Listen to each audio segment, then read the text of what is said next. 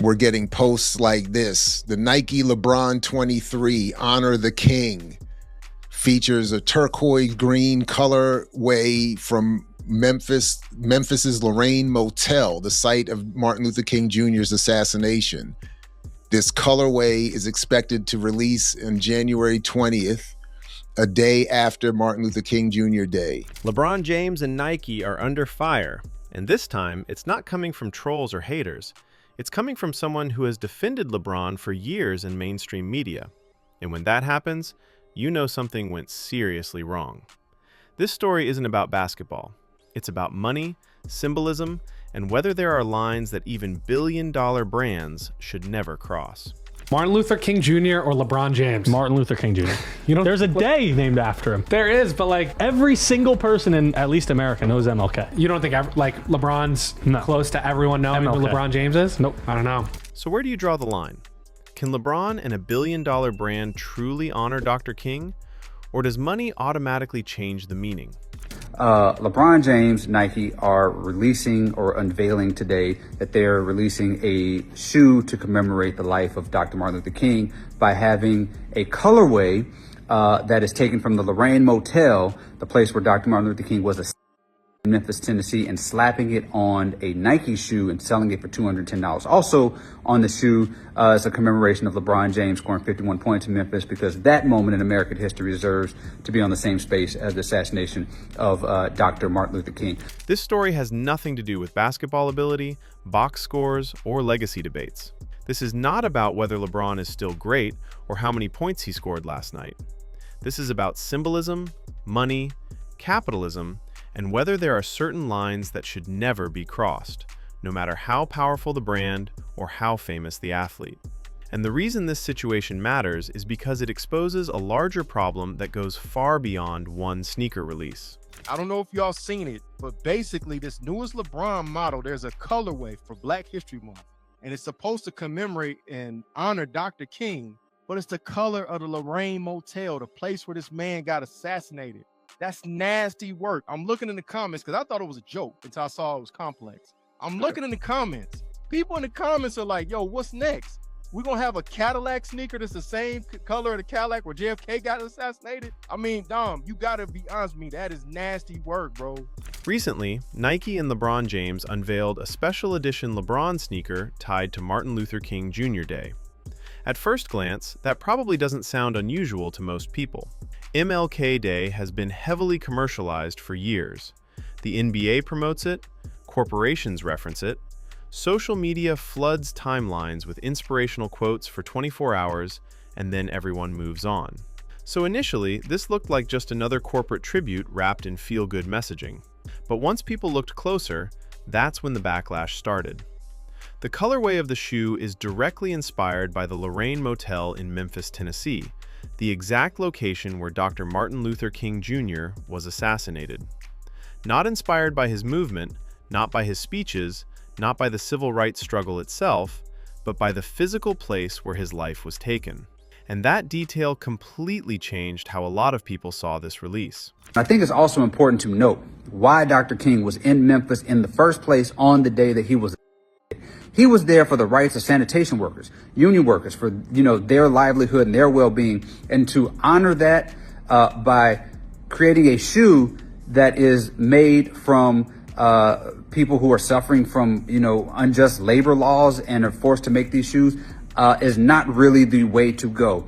But Dr. Martin Luther King was while trying to fight against the dredges of capitalism. There's nothing more capitalist than slapping Nike on a shoe on a color that sort of trivializes, not sort of, very much so trivializes one of the most gruesome in American history. The criticism gained serious traction when David Dennis Jr., a regular contributor on ESPN and someone who has consistently defended LeBron James over the years, released a video calling out both LeBron and Nike. This wasn't coming from a hater. This wasn't someone trying to go viral by attacking LeBron. This was someone from within LeBron's own media support system saying that this move crossed a line. There are so many other places that you can take colorways from to honor Dr. King. You can take places from Atlanta, take Birmingham, Montgomery. What about Washington, D.C., where he delivered the I Have a Dream speech? The last place that I would think of would be the signage from where he was assassinated. Now look, the Lorraine Motel has now been turned into the National Civil Rights Museum. It's a beautiful museum. I know a lot about it. I was there when it opened. Actually, I was 4 years old. It does a beautiful job of telling the story of Dr. King in those last days. And I encourage everybody to go. I do not encourage everybody to feel as though buying a $200 shoe of the signage of the Lorraine Motel is doing anything to honor anybody. In that video, Dennis explained that using the site of MLK's assassination as a marketing tool to sell a $200 sneaker felt deeply disrespectful and tone-deaf. He pointed out that there are countless places associated with Dr. King's life that could have been used instead. Atlanta, where he was born, Birmingham and Montgomery, central locations in the civil rights movement, Washington, D.C., where he delivered the "I Have a Dream" speech. Out of all possible choices, the place where he was murdered should have been the last option. I don't even know where the money's going. Is the money even going to proceeds going in anywhere? Is it lining people's pockets to say, hey, let's go, you got those new MLK LeBrons that show the place that he was killed, and to release it on MLK Day? This is just bad marks all around for everybody involved. Disgraceful, disgusting act, and I hope that they can figure out some sort of way to right this wrong. What made the situation even worse in the eyes of critics was the fact that the shoe also references LeBron James scoring 51 points in Memphis. That personal basketball achievement was placed in the same symbolic space as the assassination of Martin Luther King Jr., and for many people, that comparison felt wildly inappropriate. Those two moments do not belong together, and trying to merge them on a commercial product rubbed a lot of people the wrong way. Dennis also highlighted something that often gets left out of mainstream conversations about MLK. Toward the end of his life, Dr. King was not just fighting racial injustice, he was increasingly vocal about economic inequality, labor exploitation, and the dangers of unchecked capitalism. And the reason he was in Memphis when he was assassinated was because he was supporting sanitation workers who were fighting for fair wages and humane working conditions. That context matters because Nike is one of the largest corporations in the world, and it has long faced criticism over labor practices tied to overseas manufacturing. So honoring a man who died while advocating for exploited workers by selling an expensive sneaker produced through global labor systems created a level of irony that many people found impossible to ignore. Now, some people pushed back against the criticism. They argued that the Lorraine Motel is now the National Civil Rights Museum, which includes a gift shop that sells merchandise year-round. Others said MLK Day has been sanitized and commercialized for decades, so singling out LeBron and Nike feels selective. And those arguments aren't completely unreasonable, but there is a clear distinction that critics keep pointing out. A museum exists to preserve history, educate the public, and contextualize tragedy. A sneaker exists to generate profit. One is remembrance, the other is marketing. And when those two things get blended together without care, backlash is inevitable. This controversy also reopened a much older discussion about LeBron James himself and the image he has carefully built over the years. LeBron has never presented himself as just an athlete. He has positioned himself as a social activist, a cultural leader, and a voice for justice. He has spoken out on racial inequality, police brutality, voting rights, and education. When he speaks, the media amplifies it. When he takes a stand, it's framed as leadership. But that image comes with expectations, and critics argue that LeBron has not always applied his principles consistently. A lot of people immediately brought up the Daryl Morey situation involving China. When Morey tweeted in support of Hong Kong protesters, LeBron publicly criticized him, suggesting that he was uninformed and implying that his comments could cause harm. That moment caused many fans to question whether LeBron's activism stops when it threatens business interests. Nike has massive financial ties to China, and LeBron is one of Nike's most valuable athletes. For a lot of people, that was the moment where LeBron stopped looking like a fearless advocate and started looking like someone who picks and chooses his causes based on financial impact. This shoe controversy has reopened that wound for many critics. The reality is that LeBron James is a billionaire, and Nike is a multi-billion-dollar corporation. Every major product release goes through layers of approvals, Nothing like this happens by accident. Someone thought this was a good idea. Someone believed it would resonate. And that makes the backlash understandable, because people aren't just reacting emotionally, they're reacting to what this decision represents. Another major issue that people keep raising is where the money is going. Are proceeds from this shoe being donated to civil rights organizations, labor unions, or educational initiatives connected to Dr. King's legacy? As of now, there has been no clear public messaging about that. And when you're dealing with something this sensitive, silence sends its own message. Do I expect LeBron James to address this publicly? No. Do I expect Nike to issue a meaningful response? Probably not.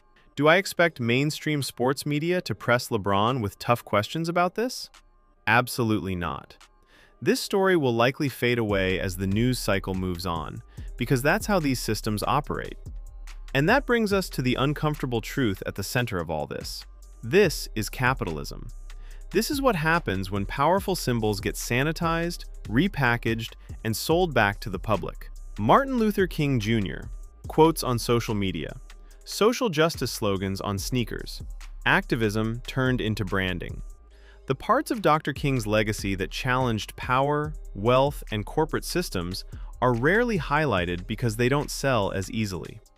So no, this shoe isn't illegal. Yes, it was intentional. And for a lot of people, it was absolutely tone-deaf. Once again, LeBron James finds himself at the intersection of social messaging and corporate profit. And once again, the contradiction is impossible to ignore. At the end of the day, everyone has to decide how they feel about it. Some people won't care. Some people will buy the shoes anyway. Some people will defend it. Others will see it as another example of how even the most tragic moments in history are not safe from monetization. But one thing is clear, this wasn't just about sneakers. It was about values. What makes this moment uncomfortable is that it forces people to confront something they usually try to ignore. We like our heroes clean. We like our activism inspirational, digestible, and easy to support. But the truth is, real social change has always been disruptive, inconvenient, and often bad for business. Martin Luther King Jr. didn't just challenge hatred, he challenged systems of power and profit. And those are the parts of his legacy that rarely get celebrated, because they don't fit neatly on a product or in a marketing campaign. That's why this backlash isn't really about LeBron as a person. It's about what happens when moral authority gets mixed with corporate influence.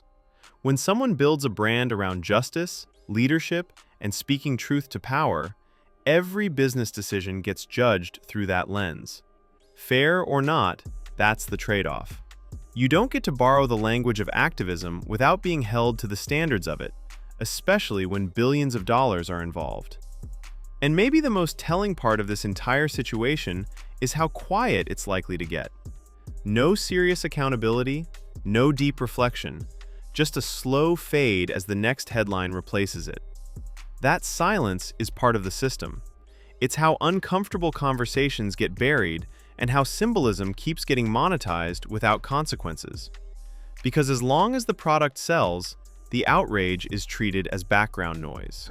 So this isn't about canceling anyone. It's about asking harder questions. Who gets to tell the story of history? Who profits from it? And what happens when the people who claim to stand for justice start benefiting from the very systems that figures like Dr. King spent their lives challenging? Those questions don't disappear when the news cycle moves on, and neither should the discomfort they bring. Let me know what you think in the comments. Do you think LeBron and Nike crossed a line here, or is this just capitalism doing what it always does? Like the video, subscribe to the channel, and I'll catch you on the next one.